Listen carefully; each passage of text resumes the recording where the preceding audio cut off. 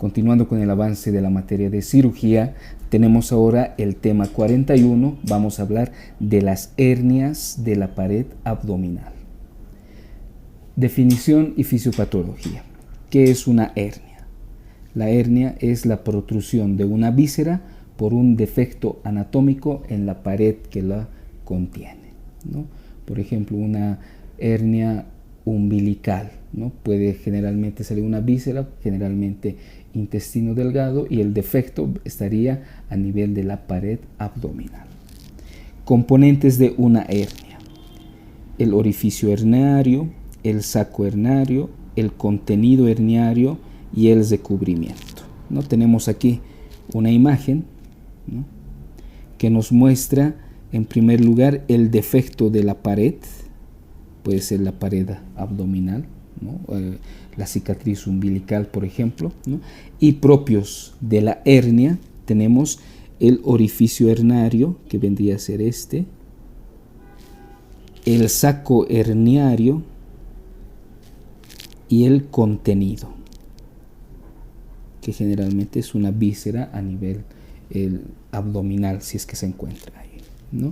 Y el recubrimiento, pues dependiendo, puede ser piel con tejido celular subcutáneo, etc. Los tipos de hernia importante a estudiar. Tenemos en primer lugar la hernia epigástrica, la hernia umbilical, las hernias inguinales y las hernias incisionales. Vamos a comenzar con la hernia epigástrica. Tenemos aquí un pequeño esquema. Este vendría a corresponder con la hernia epigástrica. Generalmente el anillo herniario de este tipo de hernia se encuentra formado por las fibras de la línea alba. Recordemos que la línea alba se encuentra sobre la línea media del cuerpo, ¿no? ¿De dónde a dónde se puede localizar esta hernia epigástrica, ¿no? En todo el trayecto desde el apéndice sifoides hasta el ombligo, sobre esa línea media, pues se puede encontrar esta hernia epigástrica, o también llamada hernia ventral, ¿no?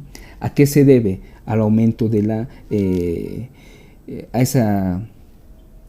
ese déficit en la pared abdominal que lo contiene en esa región, ¿no? Y vale destacar que una presión intraabdominal aumentada puede hacer que esta hernia empiece a protruir, ¿no? Entonces ahí tenemos nuestra primera hernia epigástrica, o también llamada ventral. Veremos ahora lo que es la hernia umbilical. La encontramos, aquí tenemos la cicatriz umbilical, por lo tanto, esa corresponde a la hernia umbilical. ¿A qué se debe? Se debe a un cierre incompleto por un defecto umbilical temprano. Es decir, una hernia umbilical se debe a que no ha cicatrizado el orificio umbilical, ¿no? Entonces hay un defecto ahí, hay una apertura, ¿no? Generalmente ya se puede presentar desde los primeros años de la infancia. Normalmente una hernia umbilical puede cesar por sí sola hasta los 2 años. En caso de pasar esa edad, ya se considera una hernia umbilical complicada que necesita un abordaje quirúrgico, pero hasta antes de esa edad se espera su cierre espontáneo, ¿no? Y generalmente, como es un defecto ya congénito, solamente va a estar recubierta por piel. Ahí no hay aponeurosis, no hay ni tejido celular subcutáneo, solamente es una piel fina que recubre a esa hernia umbilical. La hernia inguinal la vamos a ver en la siguiente diapositiva, pues tiene varios tipos y es importante identificarlos. Vamos a hablar ahora de la hernia incisional, o también más conocida como las eventraciones, ¿no? ¿A qué se debe una eventración o una hernia incisional? A un defecto de la cicatrización en la pared abdominal después del acto quirúrgico. ¿Dónde la podemos identificar? En esta región. Esta es una hernia incisional, o también llamada eventración.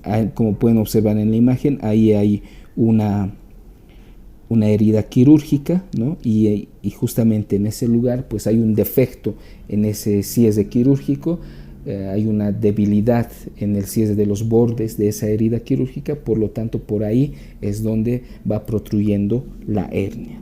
Hay algunos factores de riesgo que facilitan la evolución a una eventación: el sitio de la cirugía, desnutrición, obesidad, inmunosupresión, por ejemplo, una presión intraabdominal elevada favorecen la aparición de eventaciones, ¿no? Y luego, para ver lo que son las hernias inguinales, ¿no? Vamos a ver que son hernias, como su nombre lo indica, que se localizan en la región inguinal. Generalmente son más frecuentes en los varones, con un 25% de incidencia, en las mujeres solamente un 2%. Y existen 3 tipos de hernias inguinales: una hernia indirecta, una hernia directa y una hernia femoral o crural.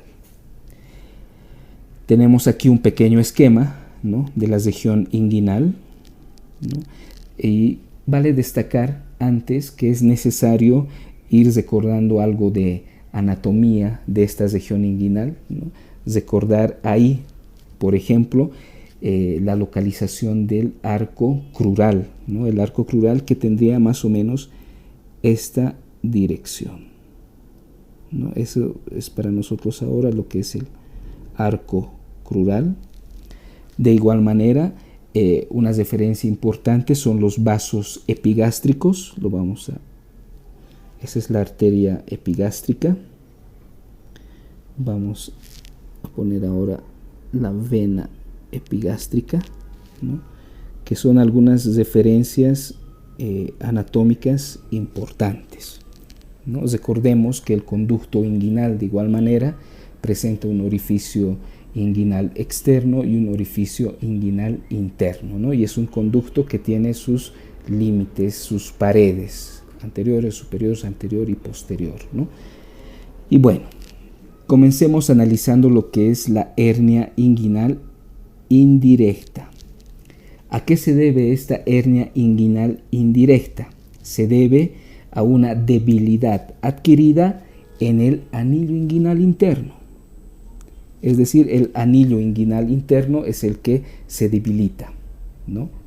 Luego, es importante saber que en las hernias indirectas, el orificio de esta hernia se va a encontrar lateral a los vasos epigástricos. Recordemos que estos son los vasos epigástricos. La hernia indirecta se encuentra lateralmente a esto. Y generalmente esta hernia puede acompañar al cordón espermático, puede salir por el orificio externo del conducto inguinal y puede llegar hasta el nivel del escroto en los varones, ¿no? Entonces, vamos a dibujar ahora un pequeño esquema, ¿no?, de la localización de una hernia inguinal. Como podemos observar, esta imagen corresponde a una hernia inguinal. Y como podemos observar, se encuentra lateral, es decir, externamente a los vasos epigástricos. Vamos a ver ahora lo que es la hernia directa. La hernia directa, ¿qué es lo que se debilita? ¿Por dónde protruye esta hernia? Pues por la pared posterior del conducto inguinal. La pared posterior del conducto es el que falla, especialmente un área denominado el triángulo de Hesselbach. Ese lugar se encuentra en esta pared posterior del conducto inguinal, ¿no? ¿Por qué? Porque solamente es un lugar formado por fascias y fibras aponeuróticas. Entonces es un lugar susceptible a dar estas hernias directas. Entonces, ¿qué es lo que pasa? A esto se le aumenta un aumento crónico de la presión intraabdominal. Ejemplo, un estreñimiento crónico, tos crónica,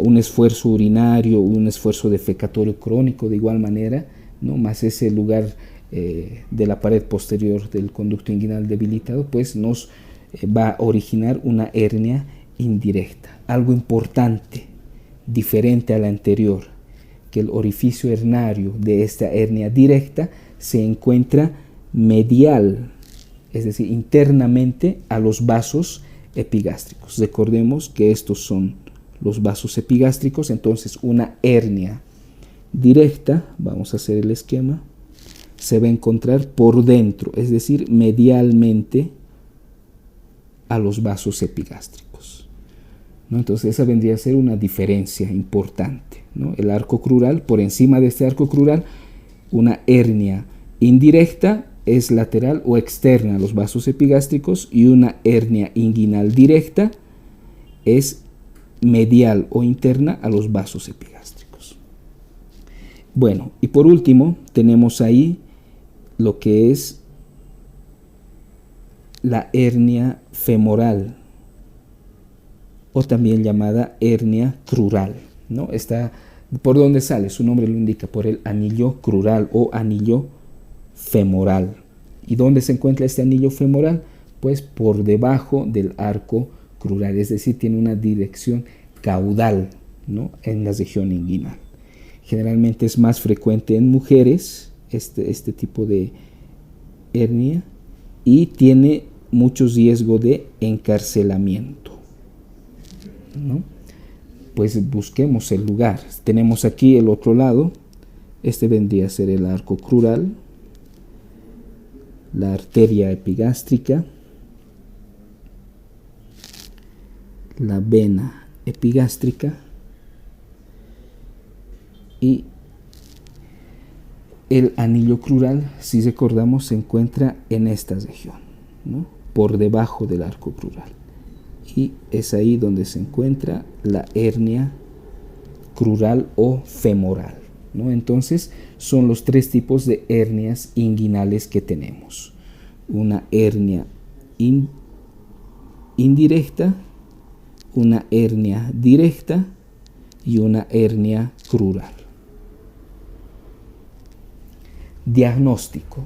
¿Cómo se llega al diagnóstico de una hernia? Generalmente el diagnóstico es clínico, es decir, nos basamos especialmente en la exploración física. Con la exploración física ya tendríamos que dar un diagnóstico de qué tipo de hernia tiene el paciente, y podemos clasificar a estas hernias en hernias no complicadas y en hernias complicadas, ¿no? Las hernias complicadas, que las vamos a ver posteriormente, además producen en el paciente algunos síntomas como cambios en el hábito intestinal y síntomas urinarios. Eso ya nos indica que la hernia es complicada. Pero una hernia no complicada es una protrusión, ¿no?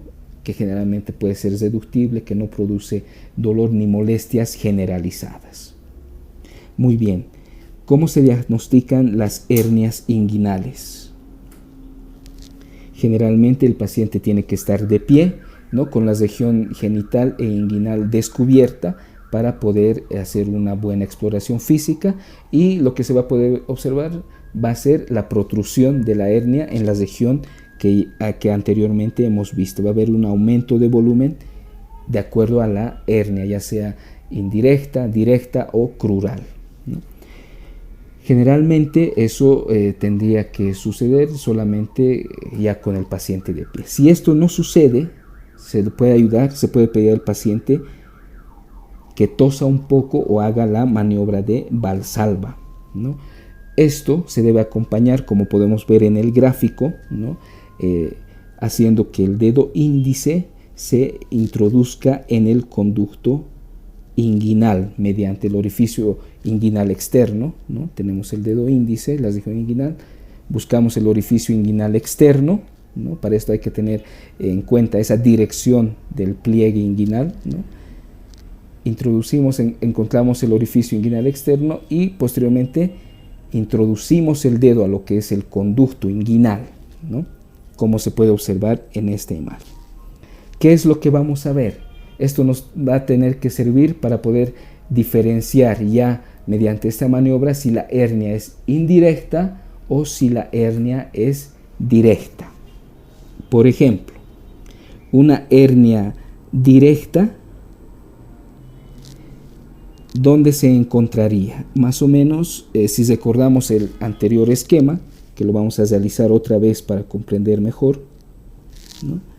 En este es el conducto inguinal, perdón. En este lugar se encontraría el arco crural, ¿no?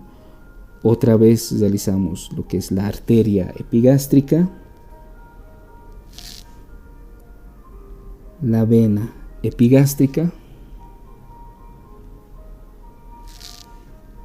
externamente o lateralmente se encuentra aquí lo que es una hernia indirecta, en esta región una hernia directa y por debajo del arco crural una hernia femoral o crural.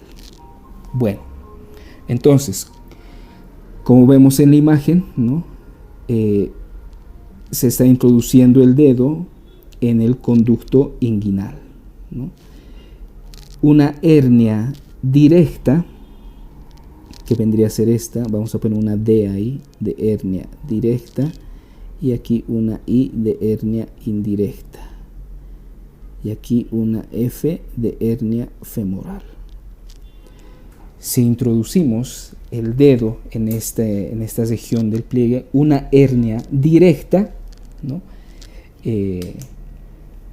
Se va a encontrar en esta región la hernia directa y la hernia indirecta, ¿no? La hernia directa, introducimos el dedo índice en el conducto inguinal, se pide al paciente que tosa o haga la maniobra de Valsalva, entonces la hernia va a chocar contra los bordes laterales del dedo índice, ¿no? Va a ser lo que ya se ve aquí, una protrusión contra el cuerpo del dedo.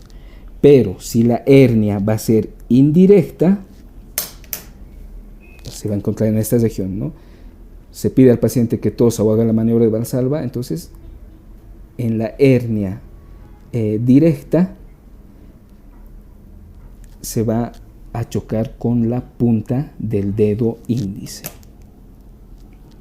¿no? Entonces recordemos, esa vendría a ser la diferencia, el dedo. Aquí arriba se encontraría lo que es la hernia directa, choca contra los bordes laterales del cuerpo del dedo índice, y la hernia indirecta es la que choca con la punta del dedo índice, como se puede observar en la imagen. Entonces, ese esquema del arco crural, los vasos epigástricos, ¿no? Y de acuerdo a eso localizar dónde se encuentra la hernia indirecta, la hernia directa y la hernia femoral, pues nos sirve de mucho para saber su localización y también llegar a su diagnóstico. Bueno, algunos otros conceptos que nos ayudan en el diagnóstico. ¿Cuándo se dice que una hernia es encarcelada?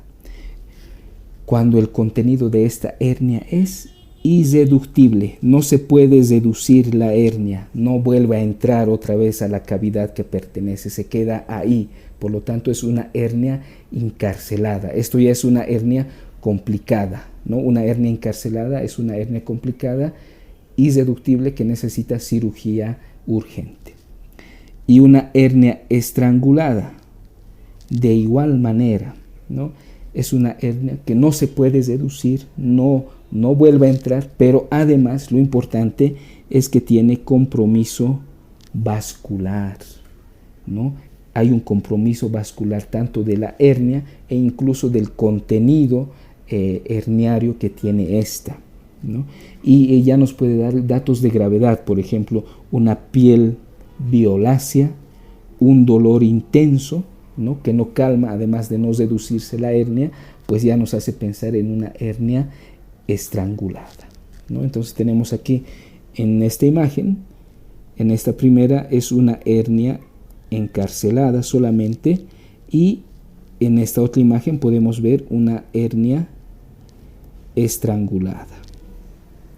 Vemos ya cómo se va afectando los vasos sanguíneos, y hay isquemia, ¿no? Dentro de lo que es la misma hernia, como el contenido que tiene. En casos graves de estas hernias complicadas se puede llegar a una oclusión intestinal, incluso datos de abdomen agudo. Y vale destacar que en hernias de difícil diagnóstico se puede utilizar lo que es una ultrasonografía o ecografía o una tomografía. Muy bien, una vez ya diagnosticada una hernia, ver si tiene complicaciones o no, pues tenemos que pasar a lo que es el tratamiento. El tratamiento siempre va a ser quirúrgico.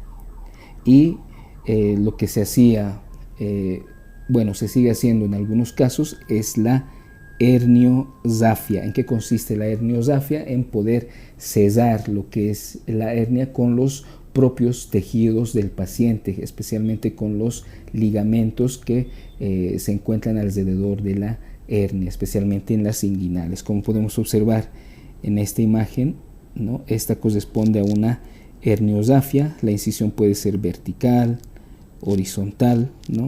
Se realiza la excisión del saco herniario, la excisión del mesenterio ahí comprometido y la sutura, ¿no?, continua de los tejidos adyacentes.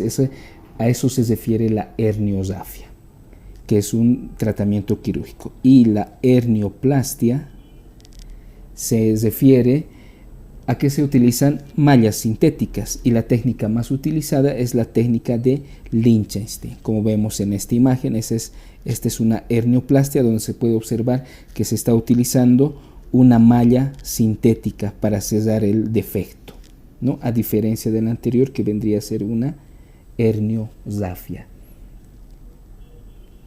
Otros acápites dentro del tratamiento: las hernias pequeñas.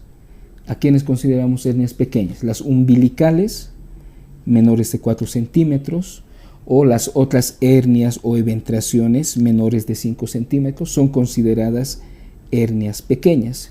Generalmente en estas hernias pequeñas no es necesario el uso de mallas y generalmente un cierre primario tendría que ser suficiente. Una cirugía laparoscópica, ¿no?, lo que actualmente es lo que más se utiliza, tiene algunas ventajas. Nos permite observar las hernias directas, indirectas y femorales.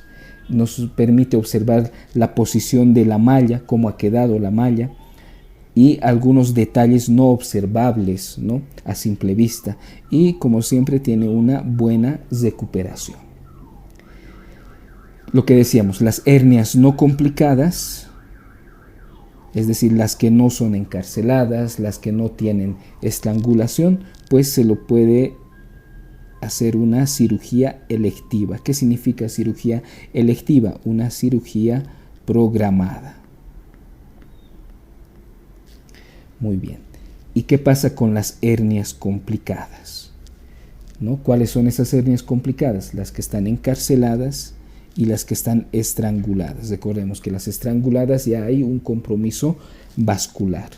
En estas hernias complicadas la cirugía tiene que ser urgente, ¿no?, pues tienen riesgo de ¿qué? De una perforación intestinal, incluso una necrosis del mismo saco herniario, ¿no? Tenemos una imagen aquí, una hernioplastia mediante laparoscopia, ¿no? Entonces, esos vendrían a ser los principales acápites dentro de lo que son las hernias de la pared abdominal.